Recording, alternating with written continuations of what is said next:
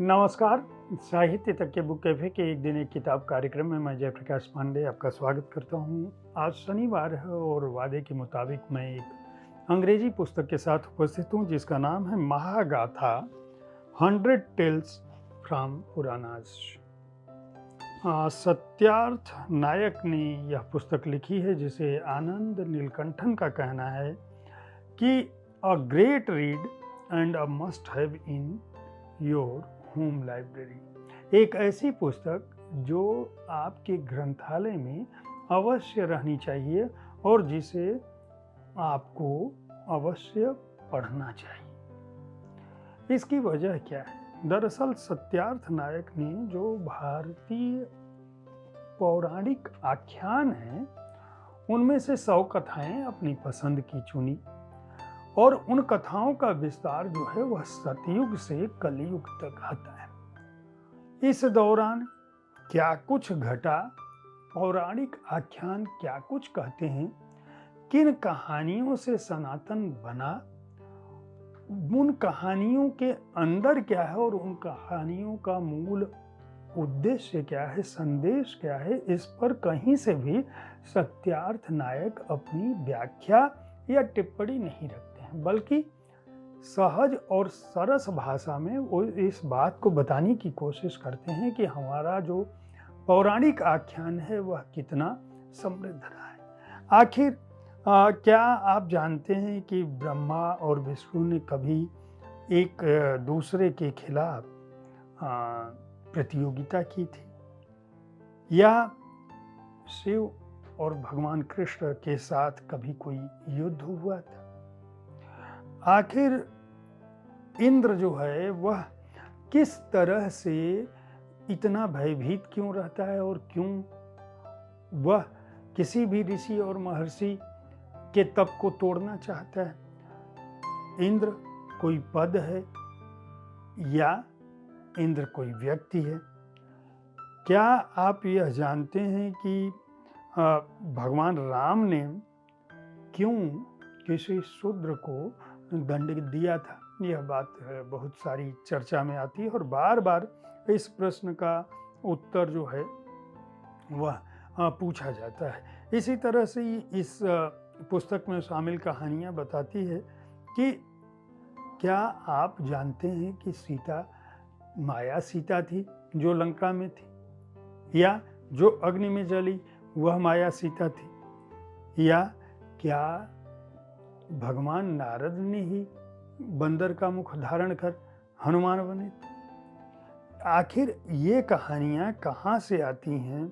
सूर्य और चंद्रमा की गति क्या है? यह देव कैसे हैं? इनके पुत्र कैसे हैं? इस तरह की कुल 100 कहानियों को जिन्होंने भारत में सनातन धर्म जो है, जो जिसकी हम बात करते हैं, वह आखिर उसका आधार क्या है, उसकी कथाएं क्या हैं, और अनगिनत कहानियों के बीच इन 100 कहानियों को चुनना अपने आप में एक बहुत कठिन बात थी, जिसके लिए सत्यार्थ नायक को बधाई दी जानी चाहिए। एक विशेष बात मैं और बता दूं कि यह पुस्तक अंग्रेजी के अलावा हिंदी में भी इसका अनुवाद अभी आया है। अंग्रेजी में इस पुस्तक की 50,000 से अधिक प्रतियां बिक चुकी हैं, नेशनल बेस्ट सेलर रही है। और हिंदी में भी यह महागाथा पुराणों की 100 कथाएं जिनका अनुवाद आशुतोष गर्ग ने किया है, यह पुस्तक आई है। सत्यार्थ जो है, चूँकि टेलीविज़न की दुनिया, इलेक्ट्रॉनिक मीडिया की दुनिया से जुड़े हुए व्यक्ति रहे हैं, पटकथा लेखन से भी जुड़े रहे हैं, बहुत सारे धारावाहिकों के लिए लिखा है, टेलीविज़न की पत्रकारिता से उन्होंने अपने करियर की शुरुआत की, इसलिए उनकी जो लेखनी है उन लेखनी में आपको एक तरह का समूचा परिदृश्य दिखाई पड़ता है कि जैसे आपके सामने कुछ घट रहा हो। जैसे अब चंद्रमा और तारा का एक कथानक, एक कहानी मैं सुनाता हूँ जो इस पुस्तक में शामिल है।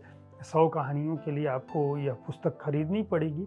अंग्रेजी और हिंदी जिस भी भाषा में आपकी गति हो पुस्तक खरीद सकते हैं, लेकिन एक कहानी से आपको आभास होगा। चंद्रमा की नीयत खराब हो गई थी गुरु बृहस्पति की पत्नी जो तारा थी उनको देखकर। चंद्रमा भोग और विलास के बहुत सारे साधन उनके पास थे। उनके पास पत्नियों की गिनती नहीं थी।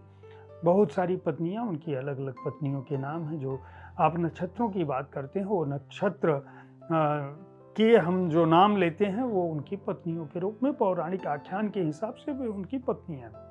अब उन पत्नियों के बीच ये बहस होती है और इस बात की नाराजगी होती है कि आखिर तारा पर वह क्यों फिदा हो गया। लोगों का कहना है कि तारा दरअसल इतनी रूपमती थी, इतनी सौंदर्यवान थी कि चंद्रमा आसक्त हो गया और उसके बाद वह गुरुपत्नी बृहस्पति जी की पत्नी को लेकर चला गया और तारा भी उसके साथ रास रंग में डूब गई। इसलिए क्योंकि गुरु जो है महर्षि को पत्नी, जो जितनी रूपवती स्त्री थी, उनको अपने परंपरा के लिए, अपने साध्य के लिए, अपने जो उनकी तपस्या थी उसके लिए तो स्त्री की जरूरत थी, लेकिन अपने तन के लिए, उनको भोग विलास के लिए स्त्री की जरूरत नहीं। यहाँ यह कथानक यह कहता है कि दरअसल स्त्री की अपनी भी आवश्यकताएं हो सकती हैं, और विशेषकर तब जब वह स्त्री युवा हो, तरुणी हो, रूपसी हो। अब जब तारा चंद्रमा के पास चली जाती है और इस समय बृहस्पति जी बहुत रुष्ट होते हैं और एक तरह के युद्ध की बात आती है। युद्ध में यह आश्चर्यजनक रूप से देवता जो है वह ऋषि के पक्ष में आते हैं और जो राक्षस हैं वह चंद्रमा का पक्ष लेने की कोशिश करते हैं, क्योंकि राक्षस हमेशा भोग विलास की बात करते हैं और चंद्रमा यहाँ पर भोग विलास का प्रतीक है। क्यों? क्योंकि उसे स्त्री तन चाहिए।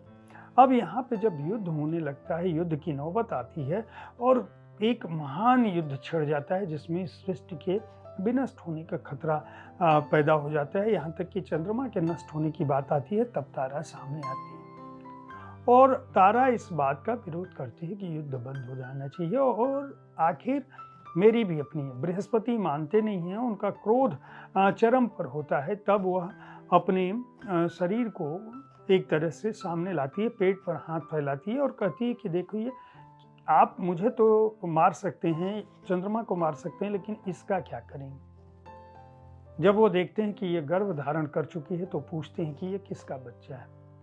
वह बताती नहीं है, वो कहती है कि आप लोग युद्ध कर रहे हैं, आप जानिए कि आप किसका बच्चा है। अब उस बच्चे पर प्रहार कैसे करें? तो कहते हैं, ये कथानक, पौराणिक कथानक कहता है कि दरअसल वो जो गर्भ में पल रहा बच्चा है वह खुद अपनी माँ से पूछता है और वो कहता है कि माँ, मैं किसका पुत्र हूँ, यह तुम बताओ। और माँ जवाब नहीं देती है। वो बच्चा कई बार कातर होकर कहता है, जो गर्भ में है, अंततः माँ को कहना पड़ता है कि तुम चंद्रमा के बच्चे हो। कुपित होकर अब इस स्थिति में बृहस्पति जिस स्त्री के लिए युद्ध कर रहे होते हैं कि ये मेरी धर्मपत्नी है, उसको वो त्याग देते हैं और शाप देते हैं कि जाओ, तुम्हारी भी स्थिति उसी की तरह होगी, तुम भी न स्त्री होगे न पुरुष होगे, तुम न इधर रहोगे न उधर रहोगे, तुम अधर में लटके रहोगे, जैसे तुम्हारी माँ लटकी रहती है, जैसे तुम्हारा पिता चंद्रमा रहता है, जिसका कोई संपूर्ण रूप एक नहीं, जो कभी भी किसी भी स्त्री के साथ जा सकता है, जिसकी आसक्ति और उसका प्रतिबद्धता का कोई सही स्वरूप नहीं है, जो ढुलमुल है, जैसे तुम्हारी माँ उसके साथ चली।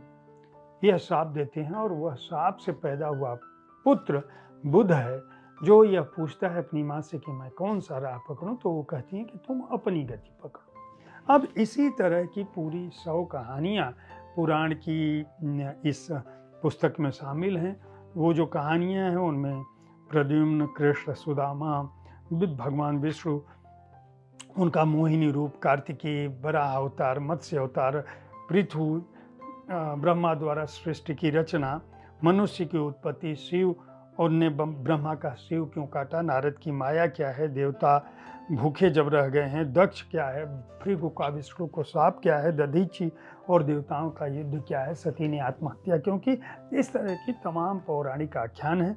अंग्रेजी में जो यह पुस्तक है महागाथा 100 टेल्स फ्रॉम पुराणास, सत्यार्थ नायक की यह पुस्तक हार्पर कॉलिंस ने प्रकाशित की है, जिसका अंग्रेजी पुस्तक का मूल्य है 599 रुपये। हिंदी में यह पुस्तक महागाथा पुराणों की 100 कथा जिसका अनुवाद आशुतोष गर्ग ने किया है। शानदार अनुवाद किया है हिंदी में। ये कथाएं जो है देवताओं, राक्षसों और मनुष्यों के मानस में समान रूप से जो आपको प्रेरित करती हैं वो कथाएं हैं। इसकी शैली अनूठी है, मैं पहले ही कह चुका हूँ अंग्रेजी में स्वाभाविक तौर पर आशुतोष गर्ग का अनुवाद है तो वह भी अनूठा हुआ है। हिंदी में भी यह पुस्तक जो है हार्पर कॉलिंस ने ही प्रकाशित की है, जिसका मूल्य 499 रुपये। अंग्रेजी पुस्तक 599 की, हिंदी पुस्तक 499 की। उम्मीद है साहित्य तक का यह एपिसोड आपको पसंद आया होगा। इस कार्यक्रम में आप किस तरह की पुस्तकों की सूचना चाहते हैं, किस तरह की पुस्तकों की चर्चा चाहते हैं, किस तरह की पुस्तकों के बारे में जानना चाहते हैं, उसके बारे में हमें लिख सकते हैं, अपने सुझाव दे सकते हैं। अगले शनिवार मैं फिर किसी अंग्रेजी पुस्तक के साथ उपस्थित होऊंगा। सोमवार से शुक्रवार तक मैं विविध विधाओं की पुस्तकों पर बात करता ही हूँ। रविवार को आपके किसी प्रिय रचनाकार से उनके रचना कर्म पर बातें मुलाकातें में या उनकी किसी चर्चित पुस्तक पर शब्दरथी कार्यक्रम में चर्चा करता हूँ। हमारे कार्यक्रम को देखते रहें, इस कार्यक्रम के बारे में अपनी राय से अवगत कराते रहें। धन्यवाद।